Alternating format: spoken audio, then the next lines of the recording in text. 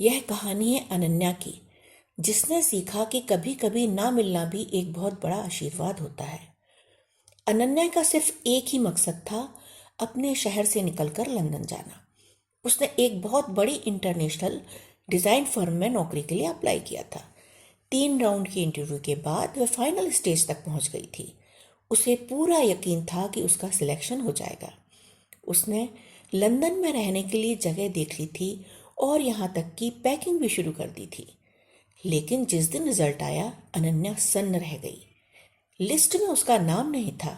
उसे लगा कि शायद कोई गलती हुई है, लेकिन नहीं, उसे रिजेक्ट कर दिया गया था। उसने दिन रात रोकर गुजारे। उसे लग रहा था कि ब्रह्मांड ने उसके साथ नाइंसाफी की है।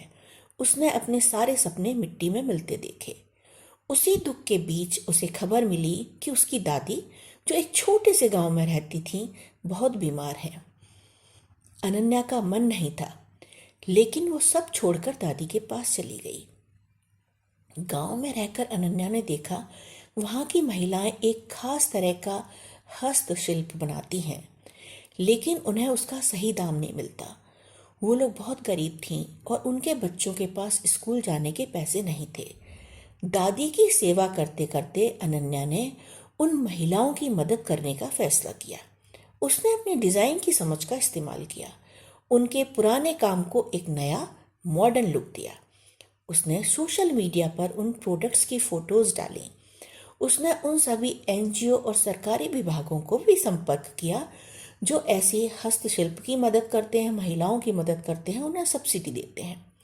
देखते ही देखते पूरे देश से ऑर्डर्स आने लगे। 1 साल के अंदर अनन्या ने उस गांव में एक छोटा सा डिजाइन सेंटर खोल दिया।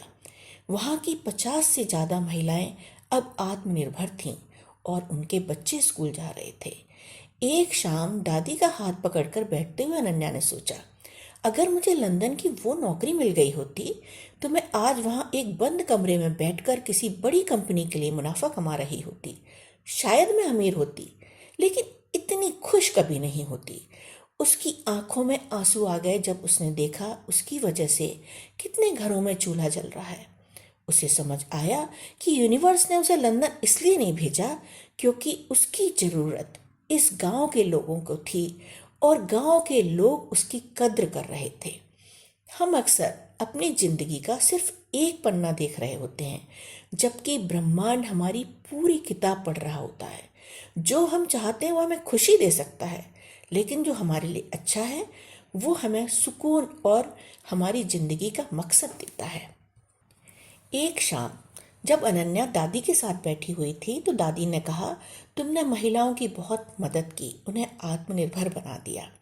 अब कुछ किसानों की भी मदद करो, जिससे वो अभी जो अपनी खेत का उनको कोई भी लाभ नहीं मिल पाता, वो सारे कर्ज में डूबे रहते हैं, उनकी भी कुछ मदद हो सके। क्या तुम कुछ कर सकती हो?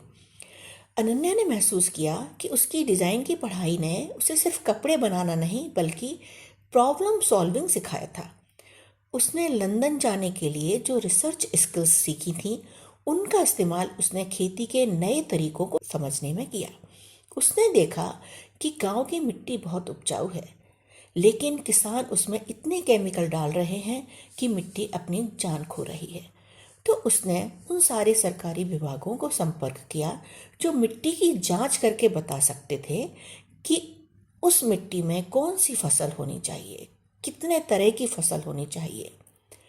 अनन्या ने किसानों की एक पंचायत बुलाई और उन्हें जैविक खेती और ड्रिप इरिगेशन के बारे में समझाया। शुरुआत में किसान राजी नहीं थे। उन्हें लगता था यह शहर की लड़की हमें खेती क्या सिखाएगी, लेकिन अनन्या ने हार नहीं मानी। उसने दादी के छोटे से खेत को एक मॉडल फार्म बनाया। उसने केमिकल की जगह नीम और गोबर से बनी खाद का इस्तेमाल किया।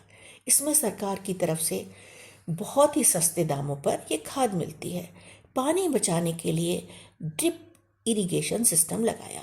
एक ही खेत में अलग अलग तरह की सब्जियां और फल उगाए।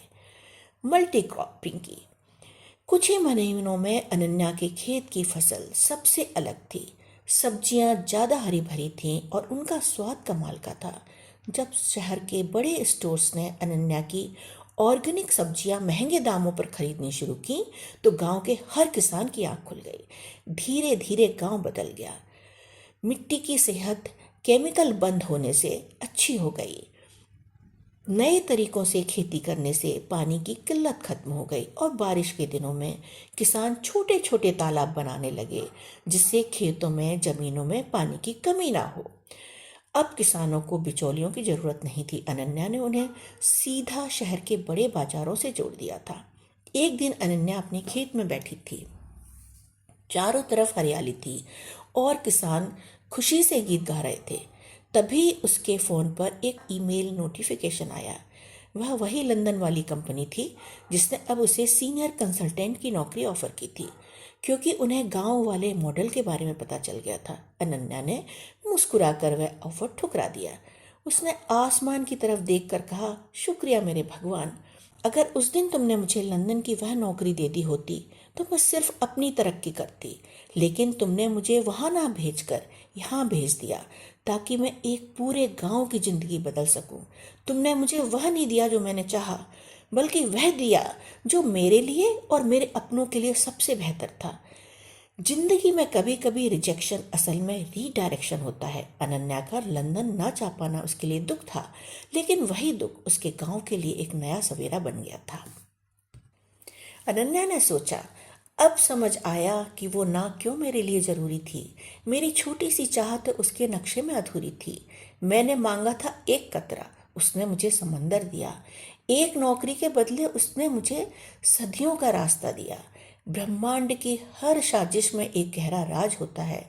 जो हमें चाहिए उससे बेहतर उसका अंदाज होता है। शुक्रिया उस इनकार का जिसने मुझे मुझसे मिलाया। जो मेरे लिए बेहतर था वही रास्ता मुझे दिखाया, क्योंकि ब्रह्मांड सिर्फ एक पन्ना नहीं देख रहा होता है जो हमें लगता है उस समय हमारे लिए सबसे जरूरी है, बल्कि वो तो हमारी जिंदगी की पूरी किताब देखता है और उसे पता होता है कि हमारे लिए क्या अच्छा है।